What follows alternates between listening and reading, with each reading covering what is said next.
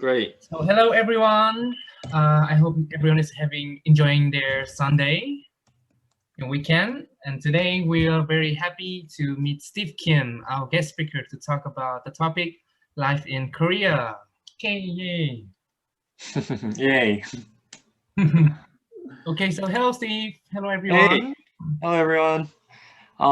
So my name is, wait, so should I'm sure most of you saw the summary, in the invitation page, but, so should I introduce myself first before we go into the talk? Oh yes, please. So I think everybody is very curious about you, Steve. So, yeah, can you introduce a little bit your name, your origin, where you Mm. came from, your educational background, and your work background as well? Oh, okay. So my name is Steve Kim. My Korean name is Soo-hyun Kim, and I'm currently 26 years old. And I was born in South Korea. And when I was young, I used to live in Egypt and Dubai. And since middle school, I've stayed in South Korea, and it's been almost 15 years since I lived in Seoul. And I'm currently working as a mobile app designer in a company called Hyundai Motors, which is an automobile company based in South Korea. I'm not sure if some of you know about this company, but it's been 3 years since I've been working here. And today I'm very, very excited and nervous to meet all of you. And I hope you have a great time today. Thank you, Steve. So yeah, you can see that Steve here has a very amazing, diverse background. He's been to Egypt, he's been to Dubai, and he's now in South Korea working as mobile app designer. And I think that is very amazing. So yeah, Steve, what do you usually do in your free time? Um, During my free time, I usually uh, go out and do my hobbies, which is exercising, meeting up with friends, drinking, and yeah, I think that's pretty much it. So normally my everyday um, schedule is during the weekdays from 9 to 6. I'm at work. And then after work, I come home and have dinner, or I meet up with some friends and have dinner. And then I go out doing exercise or play tennis or go to the gym and etc. I see. Yeah. Right. So yeah, we can see that Steve has a very healthy lifestyle that we should. I'm not sure about healthy with all the drinking and stuff.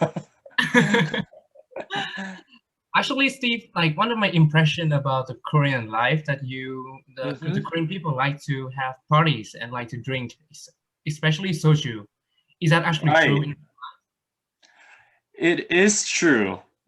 It is. So the nightlife is like a really big thing. The drinking life is a big thing in South Korea. I'm not sure that it's big for everyone, but I am sure that it's big for me and my friends. And Gary here probably knows about it because the last time he visited South Korea, um, he got the chance to experience a lot of soju and got really drunk. Wow. The No, good that's thing a is beautiful that memory. it's really active. So there's a lot of people that like gather together and socialize while drinking at the same time. And it's not about the alcohol itself, but it's about all the gatherings and all the socializing. And I guess I'm sure many of you know this, but the alcohol helps with the gathering and the socializing. So yeah, it is a big thing. Mm, okay. So Steve, yeah, like apart from the alcoholic stories that we've been talking about, Mhm. maybe we can share a little bit more about the language in Korea to our friends in the Zoom. So Oh, can you give okay. us several interesting phrases in Korea that we can try if we ever go? Um, um, well, to start with the basics, maybe we could start with hello, Mhm. which is 안녕하세요. 안녕하세요. Yes, 안녕하세요, and thank you. 감사합니다. And see you next time, which is 다음에 또 봐요. Wait, can you do that again? Can you say it again? 다음에 means next time, Uh-huh. and 또 means again, Oh. and 봐요 means see. Oh. So it's altogether 다음에 또 봐요 means see you next time. Wow. Wow, Korean is very interesting. The only thing I know is from Korean movies and K-dramas. You know, just 감사합니다. And when they want to go somewhere, they kacha, something like that, right? Wait, let me ask this question. Is there a phrase that you like to, does anyone in this room have a question or have a phrase that they would like to learn in South Korean? Right. That's a very good question. Thanks, Steve. So anyone, you guys want to request a phrase in Korean language? Please put in the chat and you can unmute yourself.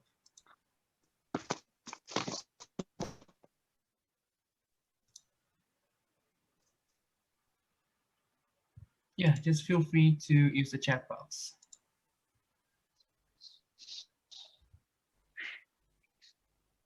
How about you, Dad? Do you have anything? I have my first request. The first request will be from me. How to say, let's go drink tonight. 술 한잔 할까? What? 술? Wait, let me type it Yeah. in the English pronunciation.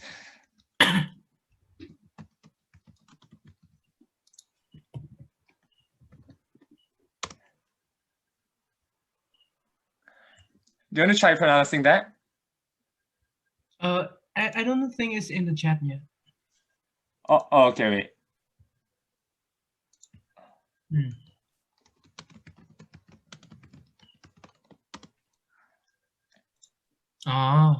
So 한잔 할까? Oh. Yeah. We have a request. How to say how are you? How are you?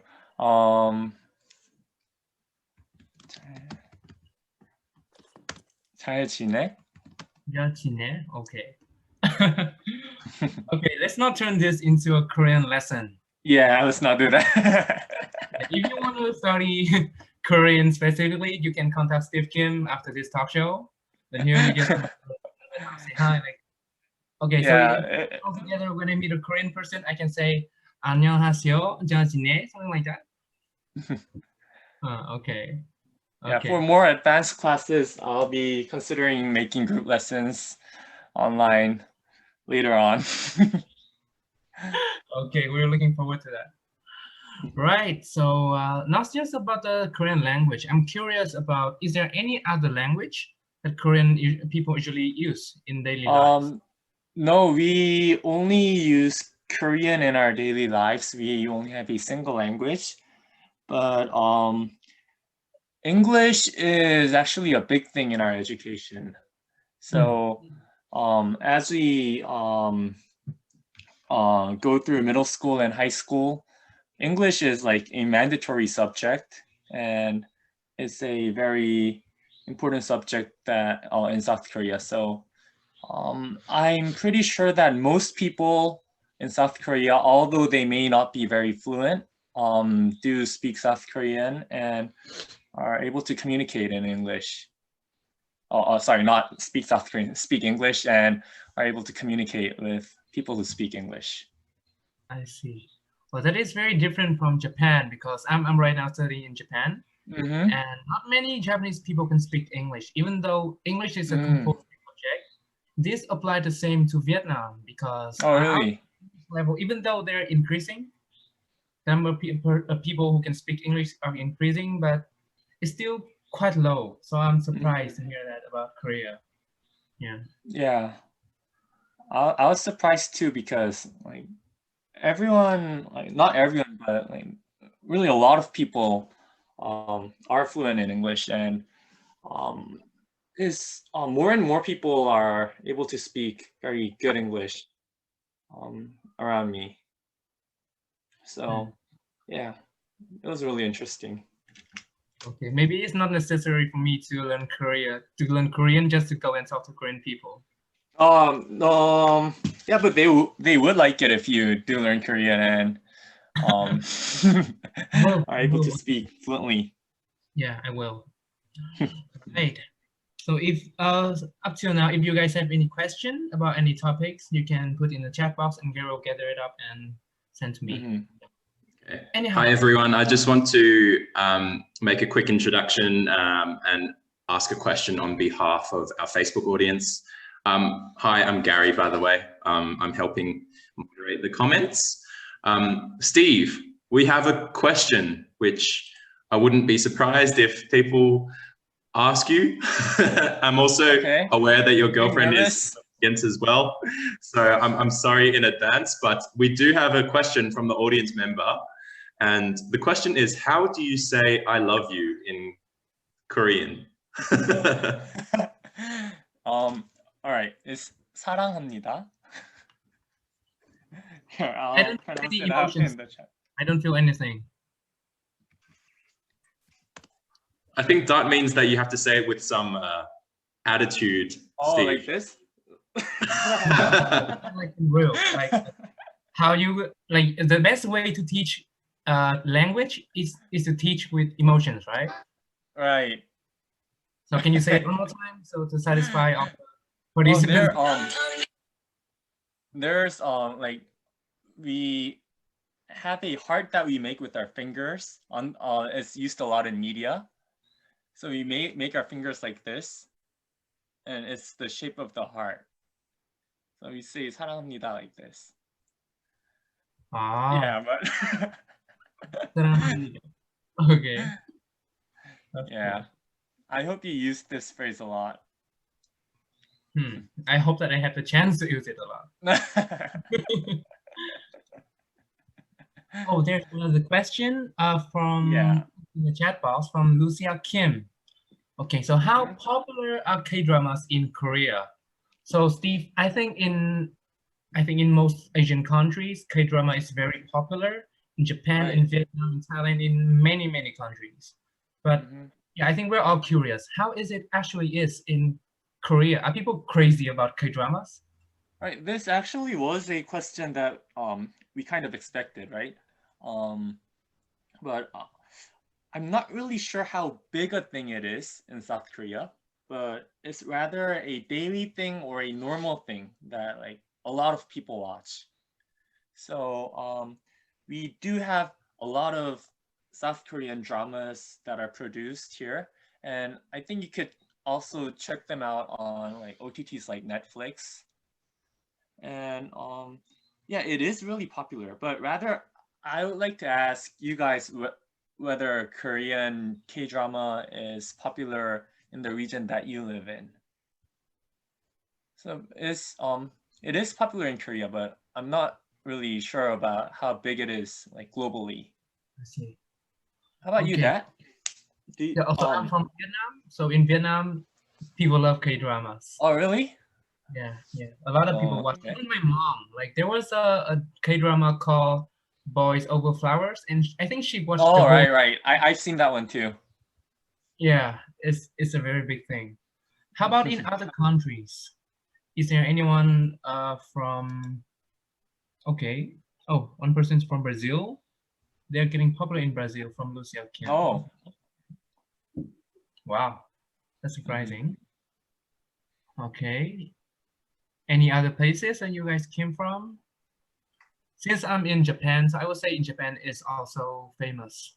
Oh, which channels do you watch K-drama through? Like, do you watch it in Netflix or do you like download it online? For Japanese people, I think they usually watch on Netflix. But for me, I used to watch them on some movie streaming website in Vietnam. Yeah, but I don't watch as much. Okay. Lucia Kim says she watched on Netflix. She said she loved Navilera and chocolate. I don't know this. Sounds sweet. Right. Okay. There's another question from Karek Unikasari. Are there different accents in South Korea?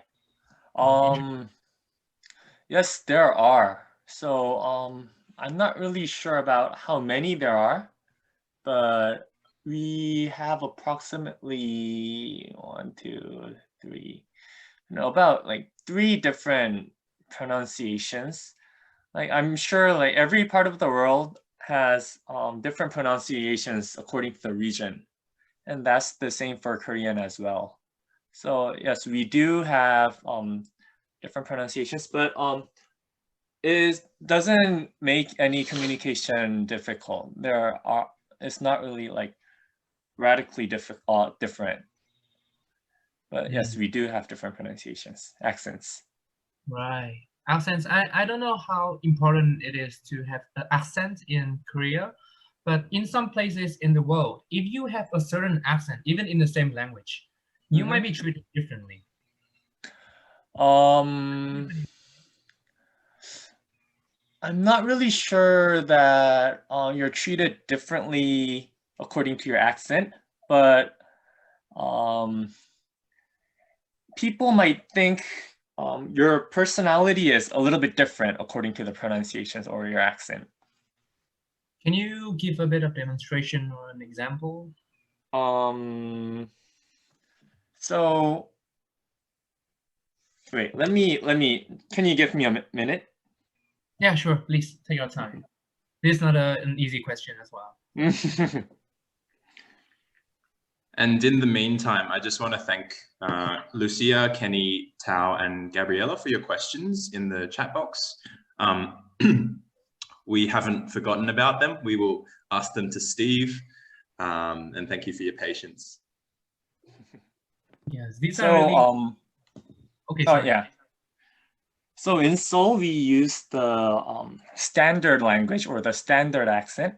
So if you use the standard accent, like people like would think, I'm not sure how I should explain this, but like people might think of you as a rather more strict person or a rather more formal person. But if you like speak the dialect of different regions, they might think of you as a less formal person. So yeah, I think that could be an example. I see. I think that would be similar to like any other different countries in the world. Might be. Because well, there's the reason that they call an accent the standard accent, right? Yeah, right. And also in Vietnam, I think there's a thing like this. I'm from the capital city of Vietnam, Hanoi, and my accent is a standard accent of Vietnamese. So even though I have the standard accent, I cannot imitate other Vietnamese accents. But people from other backgrounds with other Vietnamese accents can imitate the standard accents perfectly. How about in Korean? Can people imitate each other's accents? Well, people do imitate them, but like it's not perfect. Everyone knows that you're imitating it. But like, yeah, it's possible for you to imitate other dialects of different regions.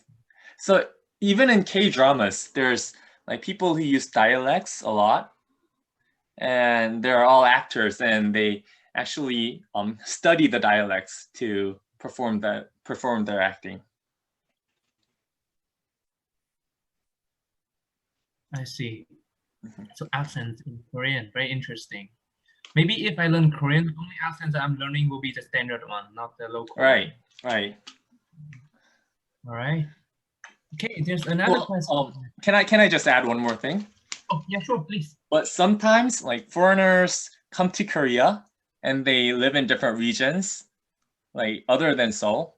And there are cases where they learn the dialects before the standard accent. So that was really interesting too.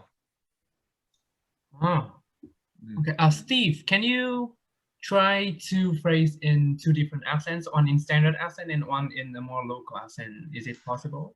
No, I'm not really good at the dialects, so I'm afraid that it might be like kind of like making fun of the dialect. So yeah, I would like to pass this one, pass on this question. Okay. Right, that's all right, because we still have a lot of questions in the chat Right, box. we do have a lot. Yeah, people are really curious about the Korean culture, I think. Mm-hmm. Well, one question from Gabriela Giovanni. Sorry if I'm pronouncing your name wrong. The question is, Gabriela likes watching Korean dramas, and he is curious, why do people eat tofu when they come out of prison in Korea? Wow. I'm not really sure about the origin, but it is actually like a culture in South Korea. I haven't really seen anyone around me who's come out of the prison yet, but like if I see them on K-drama, I think like it means tofu is really white and it's really clean, right? So when you come out of prison, it means like have a cleaner life, like clean out your inside and have a really clean life and don't go back into prison. I think that's what the origin is. I see. So it's for like a bit of mental kind of side, right? Yeah, So it is. as they are cleansed from the inside and they're already go back to the community. Right. Wow, that's a very interesting practice. Wait. I actually searched up the origin.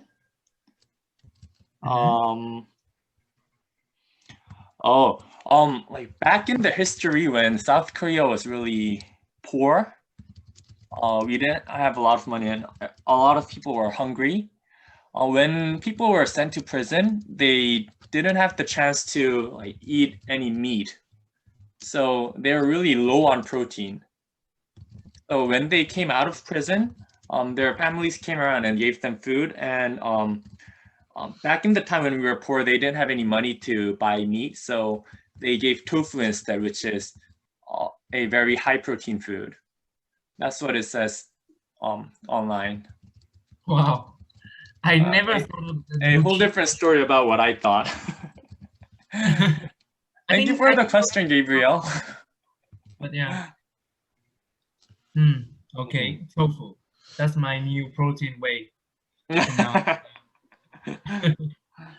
Right. So, Steve, there's another question about your university life. So, in your introduction post, we share that you graduated from Yonsei University. Question is, please tell us a little bit about your life in Yonsei University. Is it hard to study in your university? I'm not sure about what how you could define hard, but I think it was harder to get into Yonsei University than to graduate from it. So after getting admitted into uni, I think it was really fun. Like all the studying and all the socializing and the club activities that I got to do in university was really fun. And the best part is that you have you can make choices on what kind of classes that you like to take and what majors you would like to take. So I think that it was really fun. And the best thing about Yonsei University, in my opinion, is that you could meet very diverse people. And we have a very high percentage in foreign students. So that's also a very good thing about Yonsei University. And we do have many foreign exchange students as well. So I think if you get the chance to come to Yonsei as an exchange student, I think it would be great. And even as a foreign freshman, I think it would be a great experience for you to come study here in South Korea. I see. I actually have a friend. She went exchange to Yonsei University before. Oh, really? Yeah. And she complimented the Yonsei a lot for quality of the students of the university. Like most students are very hardworking. That's what she said. Both the local students and the international students. Right. So yeah, if any of our participants today want to join Yonsei in the future, please consider, because I think it is one of the top university in the world. Yeah. Thank you.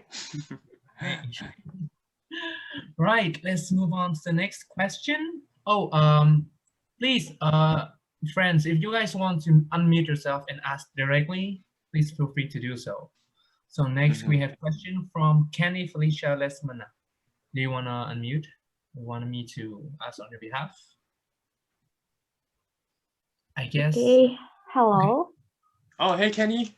Hello. Hello, Steve. I'm Kenny. I'm curious about the different culture that you felt from Korea and Egypt or Dubai. What is the most cultural differences that you have felt in Korea or Dubai or Egypt? Wow, this is a hard question. So, in the chatting, you talked about the workspace. But when I lived in Egypt and Dubai, I was actually an elementary student, so I'm not really sure about the workspace difference. But right, the cultural differences between Korea and Egypt and Dubai. I think the biggest thing here would be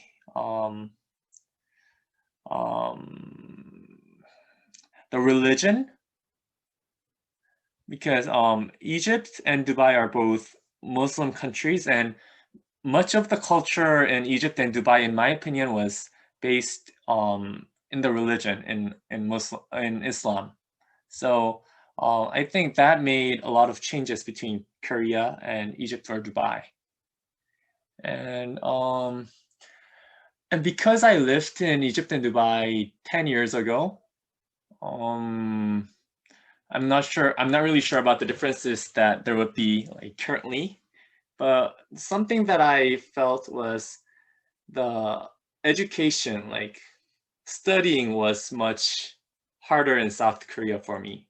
Like it's very fierce. There's very fierce education in South Korea.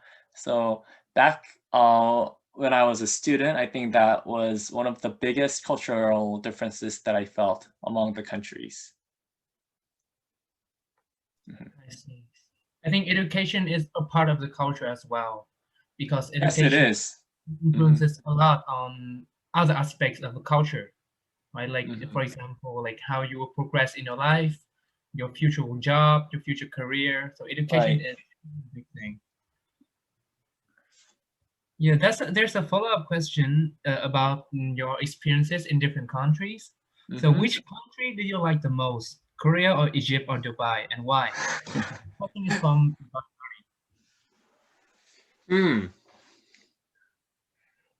Well, I would say my favorite country would be South Korea.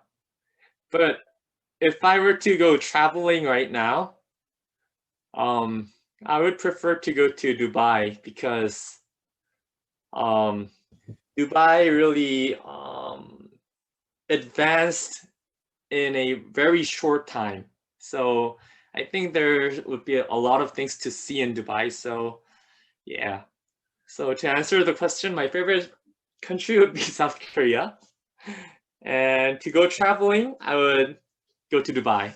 But if you like to look at historic artifacts and like traditional stuff, then I would recommend Egypt.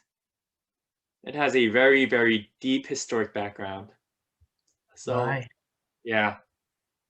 Oh, Steve, do you have any story, like personal stories or any pictures to share with us about your experiences in Egypt and Dubai? No, I don't have any photos. Like it was like a really long time ago, so I couldn't prepare any photos of my life in Egypt or Dubai. No, that's fine. That's fine. It would have been really nice if I prepared them ahead of time. I'm sorry, guys. It's all right. Okay, and let's check the next questions. Oh, sorry everyone if we couldn't answer all of your questions. I know that we are all very curious learners today, but I'll have to pick out the questions that we can answer. Yeah. Right. So there's a question about the living culture in Korea. So in some countries, people prefer to live with people from the same blood or from the same nationality. For example, Japanese people might prefer to live with Japanese people. So Vietnamese people might prefer to live only with Vietnamese people in the Vietnamese community.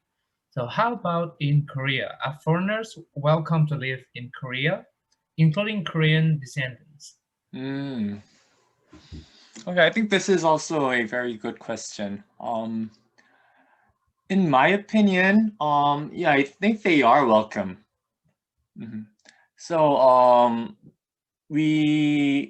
as I told you in the talk as I told you beforehand, a lot of Koreans speak English very well, and they're able to like communicate with foreigners very well. So I think they're welcome, and there are many foreigners living in Korea right now. So yes, I think they're very welcome to live in Korea. And to add one more thing, the food is we have very diverse food for very diverse people here in Korea. So yes, I think that also make living in Korea easier for foreigners as well. I understand. I have some friends, Asian friends. They went to study in England and some other European countries, and many of them complained about the cuisine. Yeah, so I think cuisine, the food, is a big thing if you want. It is a big thing. And I think one hardship that foreigners might feel when they come to Korea is getting a job. So because our work life language is based in South Korean. So in a Korean company, it might be rather difficult for a foreigner to get a job here. So like to make things easier, getting a job and then coming to Korea might be better for foreigners if they want to work here, live here. I see. So it's best to search for international companies based in Korea. Right. Chance to live there. That would be the same for like university or education as well.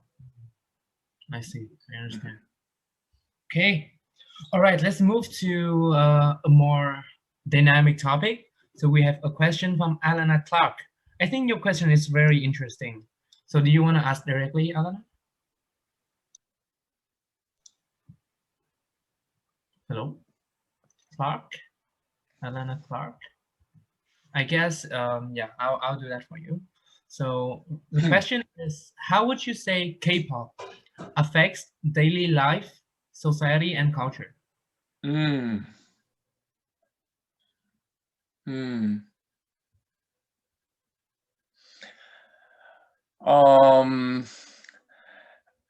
to like go over the light stuff first, I think it affects the hobbies that people have. So ever since K-pop and the idol culture got really big, there's been students who like who do dancing as their hobby. So naturally, this kind of evolves into their dream job of becoming an idol in the future. And then, so there's a lot of Korean students who want to be singers or idols in South Korea. So I think that affects our culture as well. And also, I think I'll have to think about this one. Alana, can you tell me about which part of our culture you think like the Korean K-pop might affect? Oh, since Alana mic is not working, so we'll have her answering your question in the chat box. Let's give her a minute. And also, can I say that thank you everyone for your questions, and thank you Steve for tackling all these questions, and I think some of them are quite dynamic, and Steve's brain is definitely given a workout. Right. Same with Dart. Thank you for all your questions, really.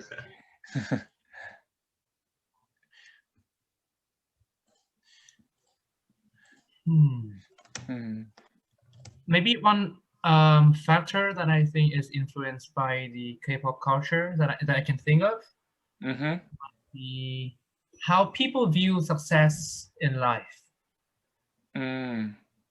Because I feel like K-pop is about not just the talent, but also about fame, marketing, and stuff like that, about the picture that you show to everyone.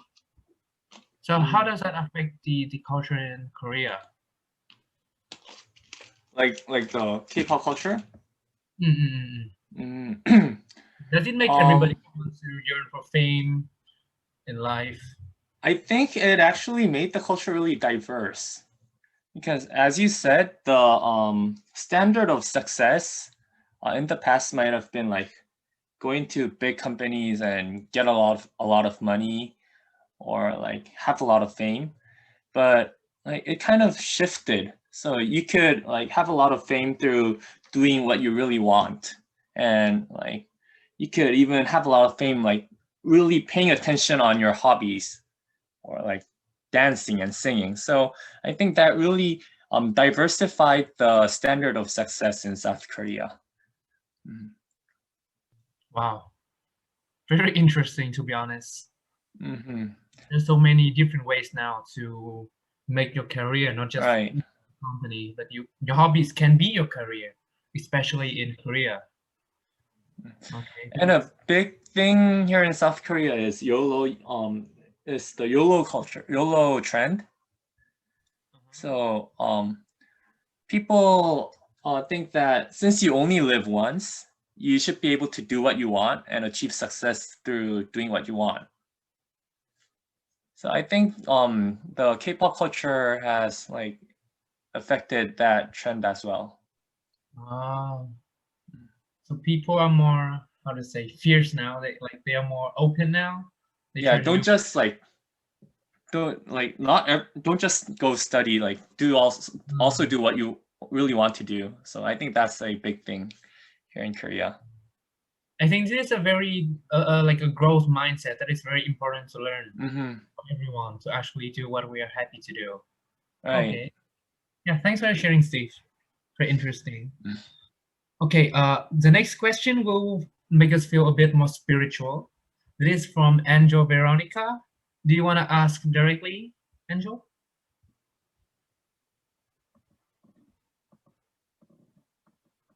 Okay, I will ask this question for you.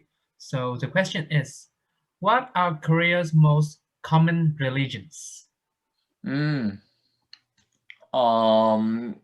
think the most common religions would be Buddhism and Christians. Buddhists and Christians are most common in South Korea. But we don't have like a set religion here in South Korea. So it's not a religion-based country. And the freedom of religion is really big here. And so that's why there's really diverse religions here. Do you follow any religion, Steve? Yeah, I'm Christian. Wow, okay. I'm a Protestant Christian. What do you think the Christian and other religions in Korea were, imparted from? Like, were Korean people affected, influenced by other cultures, for example, American cultures, any other cultures? I'm pretty sure I could answer how Christian came into Korea in the first place. So like back when Korea wasn't living so well, a lot of foreigners, a lot of Christians came into Korea to help with the medical systems and education. So that's actually the origin of Yonsei University. So a lot of like doctors and educators came to Korea, built the university and built the hospital, and they came together to be Yonsei University. And that happened in a lot of different universities as well. So that's how the roots of like Korean Christians became. Wow, I see. So it's very interesting how different cultures are affecting each other and really change the society in a way. In a Right. certain... Right. Okay, since we're reaching the end, I'll give you guys one more chance to ask more questions after this question. Okay, just one more. So the question is from Crestella. Oh, Crestella, do you want to ask directly? You can unmute yourself. Okay. So the question is, are there any tips to make learning Korean easier? Make a lot of Korean friends. I think that would be the same for any other languages around the world. Making a Korean friend would be really helpful in learning Korean. And making a Korean girlfriend or a boyfriend would be even more helpful in making learning Korean easier. Right. Because you'll like have to speak Korean every day. So the more you speak, the more you learn. I see. Well, I have a friend, he is Vietnamese, and he had a Japanese girlfriend, and he said the same thing. Right. Having a boyfriend in a speaking different language makes you study the language easier, especially when you have argues. Right, exactly. Think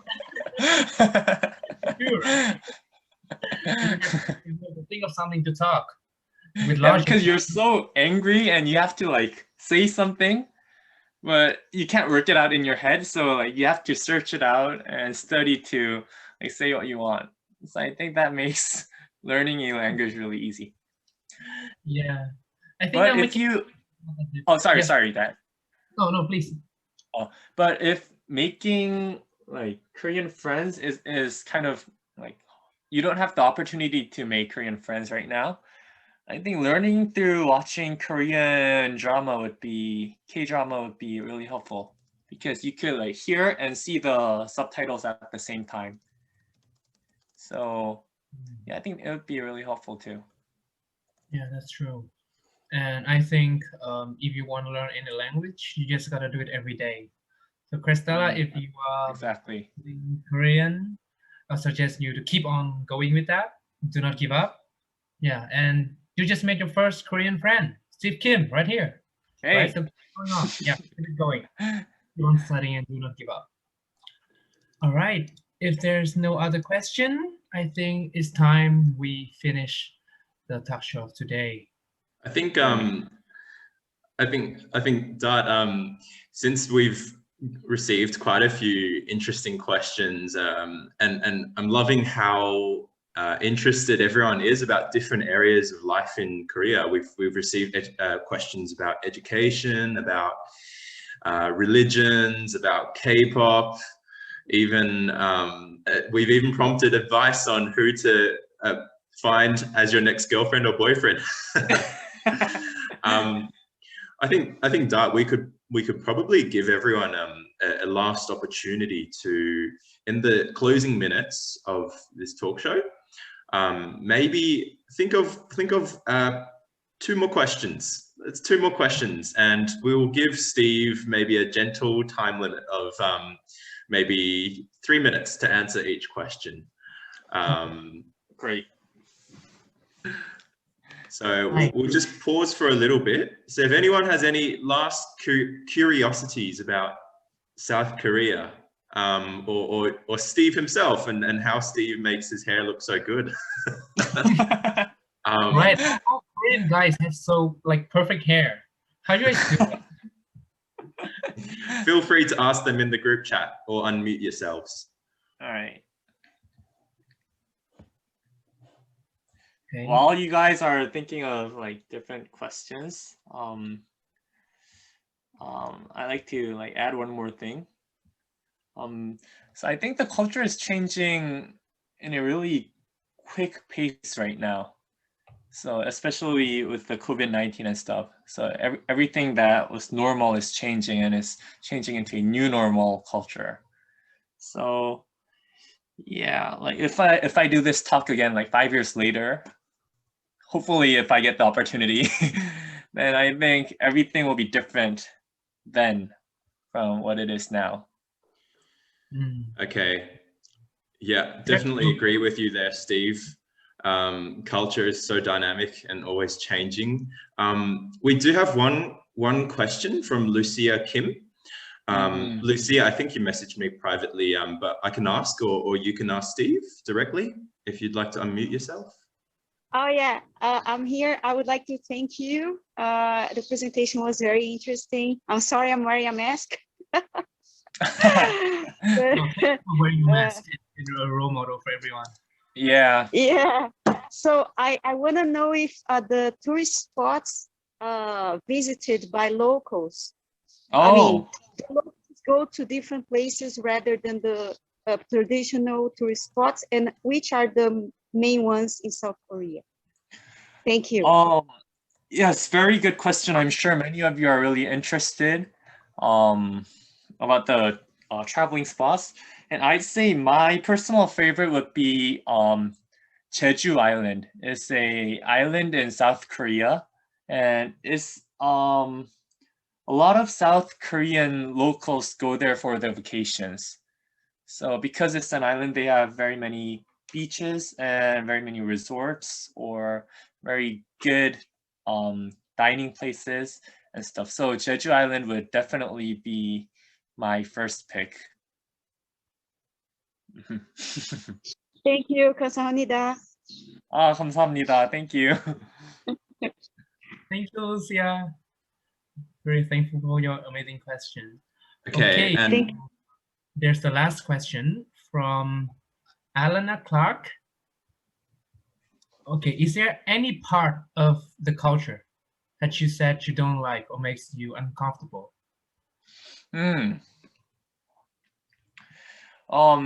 I think this is also a very good question. And in South Korea, a big part of our culture is that we have to respect our elders. And that's actually a very good part of our culture. But like in some cases, it gets too harsh. So it gets too strict. So there are many situations when the younger people don't really feel comfortable around the elders.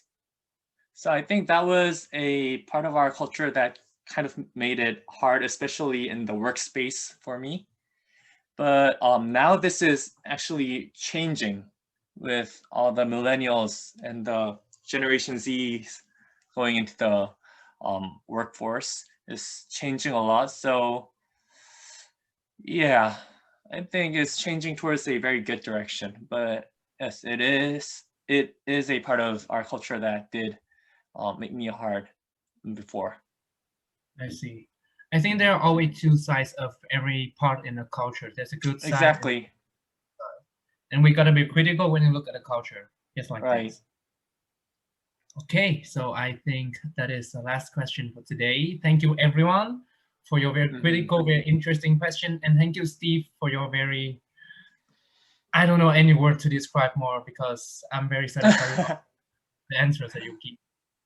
No, thank you guys for all the great questions. And it was a really nice, memorable experience for me talking to all of you guys because ever since I returned from Dubai, I've only stayed in Seoul and I haven't had the chance to like socialize or talk with so many people around the world. So I think it was a really interesting experience for me. And thank you, Gary and Dot, for giving me the opportunity. Thank you so much, Steve. And also thank you to Dart as well. Dart, our wonderful host. It's 11 p.m. in Australia, so forgive me, everyone. Our wonderful host, who's based in Japan now, back in Japan at the moment. So thank you everyone for tuning in. Thank you, Dart and Steve. Okay, so thank you everyone. I will bring more cultural content to you guys in the next Alas Talks. So we'll see you guys in the next events. Great. Bye. Bye, everyone. All right, guys. Bye. Have a good night. Good night. Bye. Good Thank you. night. Good night. Thank you, Dad.